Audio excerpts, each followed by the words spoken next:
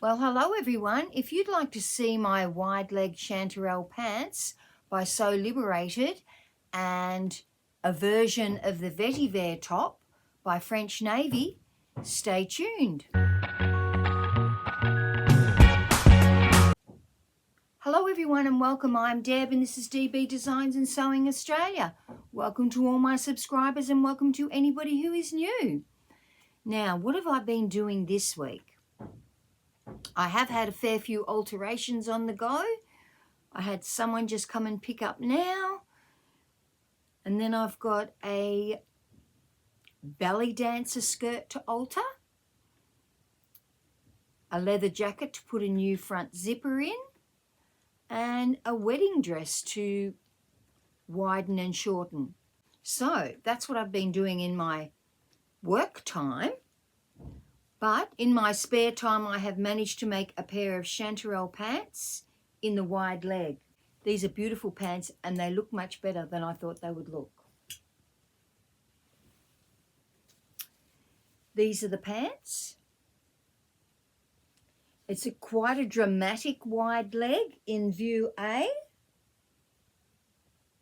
And inset pockets. Really nice pockets. It's actually a really nice shaped pocket.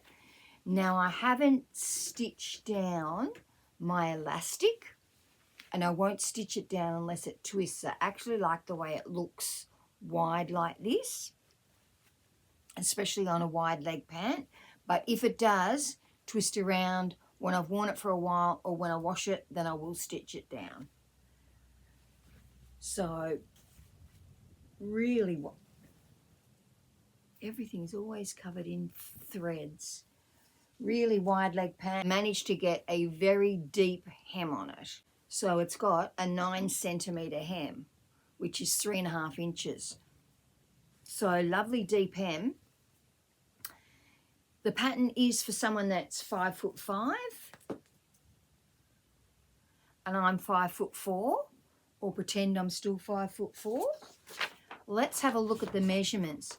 Now the Chanterelle go from a size 0 to a size 34, which in centimetres, because naturally I didn't print out the inches one, is from a 64 waist up to the 34, which is 133 waist, which is quite a big size range. Actually, it's a really big size range. And I made the size 10. Now the measurements, if you were a size 10, is a 77 centimeter waist, a 98 centimeter hip. Wow, I think I'm a 80 centimeter waist and a 99 centimeter hip, but it does give you the finished garment measurements, which is great. So the waist for the size 10 is 107.5, remembering that it was for a 77 centimeter waist. So what's that? 30.5 centimeters of ease on the waist, and the hips, it was for a 98, and the finished size of the hips is 118. That's a 20 centimeter ease on the hips. So hugely big enough for me in the size 10. I didn't want to make them too small. I could have easily fitted into, well, basically the size 0, but then they wouldn't really hang the same because they wouldn't have enough fabric in them. So that's why I made the size 10, knowing that I could easily fit into it. In fact, it's got the finished garment measurements for every view in here, which is really, really good. Because view B in the size 10 has got an 11 centimeter less waist and an 11.5 centimeter less in the hips. View A, which is the wide leg, which is this one, is very different than view B. It's not just the bottom cuff sections that are different, the whole pattern is very, very different. But loving these pants. It's the pockets I really like. So those inset front pockets are really, really nice. Really happy with these pants, and I would certainly make them again. I think they work better in a fabric with some weight to it. I wouldn't necessarily make it in a viscose or a rayon that's really lightweight. I think it needs to have some weight to it. Now this is a washed linen that I bought from Maaidesign. It's beautiful fabric, beautiful. And it's in the colour blackberry. So even though it looks a little bit brown, it's actually, well, blackberry colour. Yeah, it's a bit hard to see that colour. Look, it just looks brown sometimes on the screen. But beautiful pants. Really, really happy with them. And I had a little bit of fabric left. The thing with wide leg pants is you can't put the pieces next to each other because they don't fit across your fabric. As it was the wide leg version that I chose, it uses quite a bit of fabric.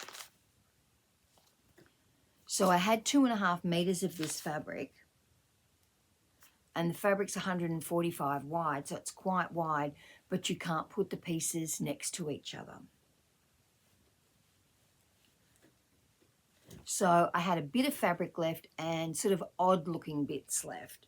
So I decided I'd make the Vetiver top by French Navy, which is this top here.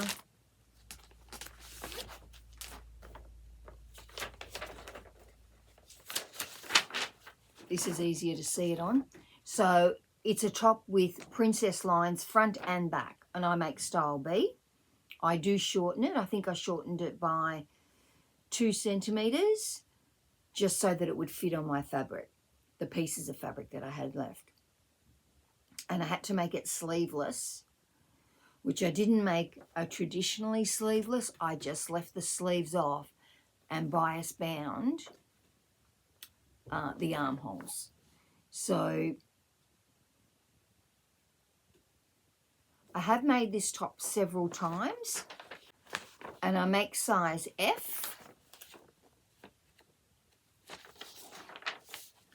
and I have made both styles before, so it's a really good pattern to do when you have got odd pieces of fabric left over that you want to use up.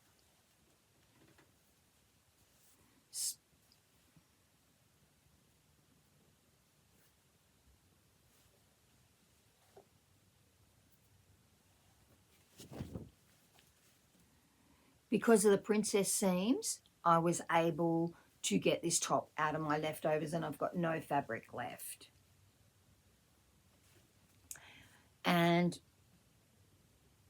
it is supposed to have a button up front, but as I've made it before, and I make the size F, which is on the generous side, so I can easily get it over my head, I still cut it out. I cut it out on the fold, but leaving the button placket on. So then I just find the center fronts, stitch it together, wrong sides together, so then you're stitching it like that, and then I'm just pressing that flat and creating a pleat and stitching it down either side of it. There's a lot of top stitching on this top. All of the princess seams are top stitched, so really happy with the top as well. I think that looks really nice as a set. And then the last thing I made was this square neck top. So this is a square neck top by Friday Pattern Company, and boy, I've had my money's worth out of this pattern already. Now I've made this in the Mademoiselle Embroidered Linen that I got from the Dahlia Sewciety, and this colour was called Lilac. It's beautiful fabric, absolutely beautiful. I was wondering how it was going to go with the overlocker, because a lot of times when you hit patches of heavy embroidery or where it changes a lot, the overlocker doesn't like it and it sort of wants to jump up and down on the spot. But it glided over it really well. I was really, really pleased with it. So another square neck top that goes really well with my lace pants, which I've put a photo in there, but really, really happy with this fabric. And I have got more of this fabric.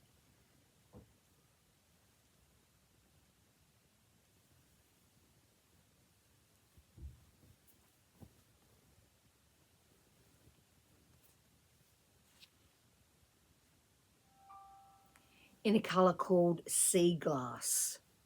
So this is really beautiful. I've got 1.5 meters of this, and it's 137 wide. So I'll have to decide what top I'm going to make with this beautiful one.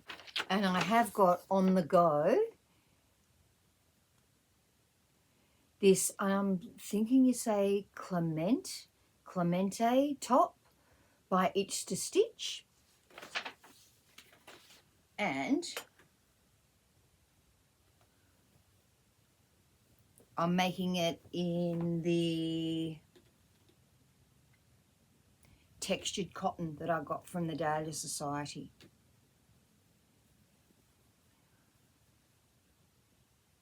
So that's what I've got going on at the moment. I'm just going to finish that top, then do the alteration to the belly dancing skirt, and then have a look at how I'm going to let out that wedding dress. So a busy week ahead for me, and it's going to be a long weekend for Australia Day. So let me know what you're making. Have you finished making all your summer things and you're thinking about what you're going to make for autumn and winter? I haven't even thought that far ahead yet. Don't forget to like and subscribe. And a big shout out to all those people who bought me a coffee on my Ko-fi account. And one more thing about the stay stitching. Remember I said you stitch from the top. Same on the back. And that you reduce the size of your stitch. I did forget to say no back stitching. Just start off straight on the seam. You don't want anything that's going to buckle it up or anything like that. And sometimes back stitching on a single layer can do that. So no back stitching, stitch from top to center, flip it over, top to center on a reduced size, and you'll have much more luck with your stay stitching. Everybody have a fabulous week. I will talk to you all soon. Bye.